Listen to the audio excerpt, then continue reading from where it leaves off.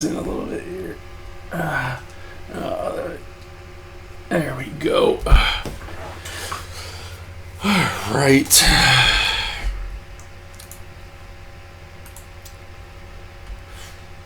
Let's see here. All right. I'm pretty sure everything is working.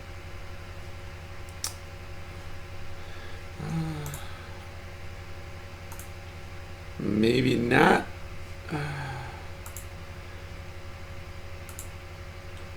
Not quite sure. It's always something with these live streams. One day I'll get this where it just works well.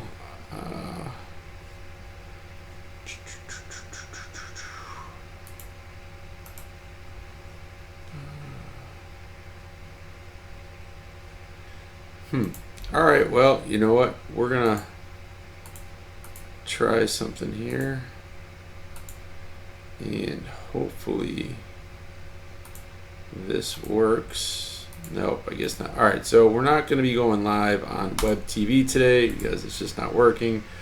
We are definitely up and running. It looks like we are live on YouTube. So if you're watching from there, appreciate it. And it looks like we are live on Facebook. So, all right, that is fantastic. All right, let's see here. What are we looking at? All right, so welcome to today's Facebook Live. Hopefully the mic is working the way it should be. Let me just double check. Yeah, it's got to be working. And we'll just go with it. We'll just see how it goes. Hopefully the audio is synced and everything like that.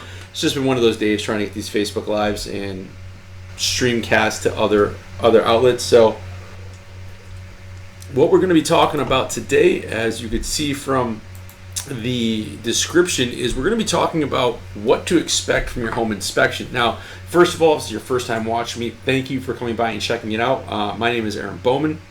I'm a local realtor with eXp Realty.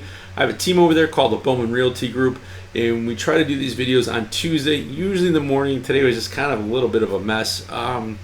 But we call them our Tactical Tuesdays because most of the team is made up of prior law enforcement or military. So we like to coin it our Tactical Tuesdays. We like to bring you tips and information on what you can do to help buy, sell, rent, renovate, anything that really has to incorporate with real estate. And we like to bring you some tips and information on Tuesdays and other days throughout the week, or if you watch our IGTV or our Instagram stories or Facebook stories, we are always posting stuff up there too. So today we're talking about what to expect from your home inspection. Now, as you can see in a little bit of the description, I have a little bit that's typed in there. And what I'll do is I'll put the links down below so you can actually see this. It's going to be a blog post on my website. And this is kind of what the website looks like. Let me show you how to get there. Let me make sure I bring up the right one now. And so this is what my website looks like. And if you go right under here, under I believe it's other, and then right down here to blog, you can see all our blog posts. We also post video content up there, stuff like that. And you can also do your home search if you're looking for a house. You want to see what your home's worth. You can also find all that information right here. And here's a little insider trick that most people don't know about my website or anybody's website over at eXp. If you scroll all the way down to the bottom, you get past this about me, the latest blog post, and you go to areas we cover. If you don't see your area here, click on show more. And let's just say, for example, we want to go to Tolland. You live in the Tolland area, click on Tolland, and it's going to tell you the town versus the county stats. It's going to show you the most popular house, most expensive, least expensive, and some other information on that area. So you can search that for any of the towns, most of the towns in Connecticut that we work in and out of. If your town's not listed there, check one of my team agents' websites, and you should be able to find that information. But anyways, let me get back to what we were talking about, and that's the home inspection. So this is something that normally your real estate agent will walk you through. You found the home of your dreams. You decided to put a bid on it. Your bid was accepted. Now we're doing our inspections. Now the inspection part, or the home inspection, is a really good contingency to have in, just because of the fact that if for some reason there are things found that aren't up to par, so maybe the furnace is really, really old, or maybe there's some rot on the house somewhere on the siding or the soffits. Those are all things that having this inspection done allows you to go back and renegotiate, or your agent to go back and renegotiate. So once you receive the report, you're going to sit down and you're going to go over it with your agent, and you're going to see certain things on there, and you're going to decide, okay, well, this I can live with, and this I definitely can't. So I want to renegotiate either the price, having the money provided at closing to have it fixed or kept in escrow, reduction in price, or they have it fixed themselves, or if it's really bad, you can just walk away. So those are some of the kind of different things that this contingency or clause in your purchase contract, having the home inspection, is now really important. Now, if you're an investor, 90% of the time you're not going to have a home inspection done. If you do, it's just for your own benefit and your own information, because you're normally coming in buying with hard money or cash, so you can then go in and I got a little notification here. What's going on? Oh, high CPU usage. Yeah, I know. I've got too much stuff running. But basically, if you're coming in as an investor with hard money or cash, you're just buying the property as is anyways. That's why you're getting such a good deal on it.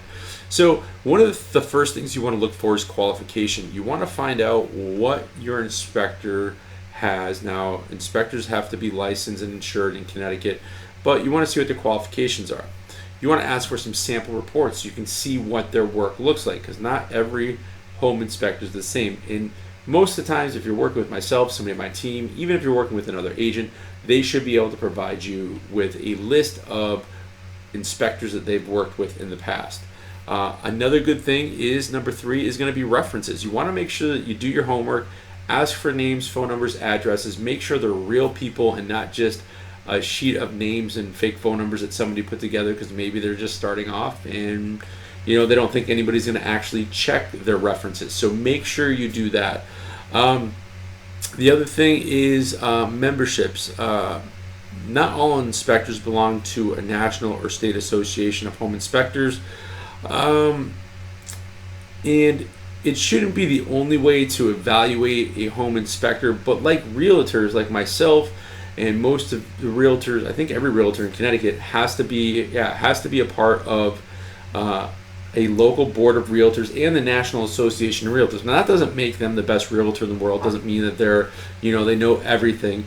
But the fact that they've gone through the vetting process, they pay their dues, they're getting their continuing education.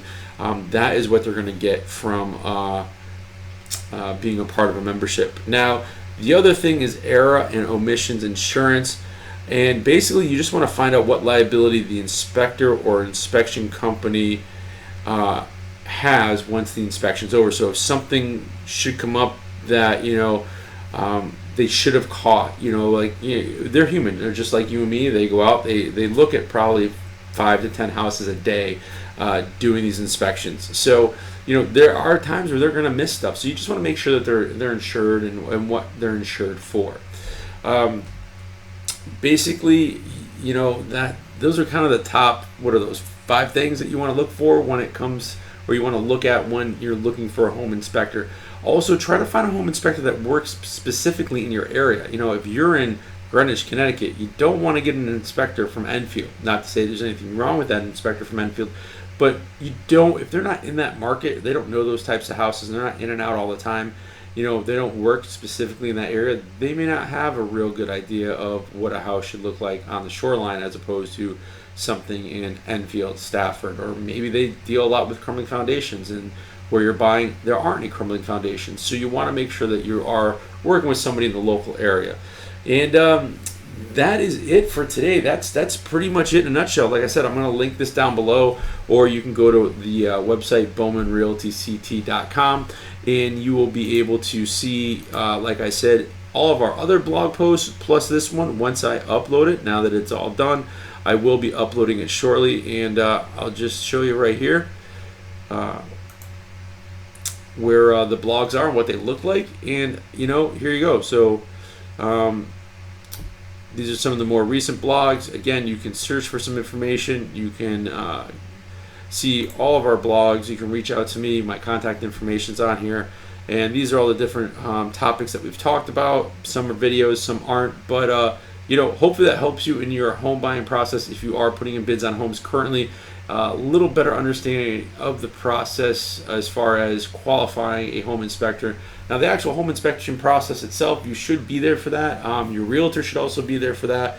And then make sure you ask a lot of questions and make sure the report's really detailed, because that's going to be your bargaining chip when it comes time to renegotiation on the price, especially if there's a lot of stuff wrong.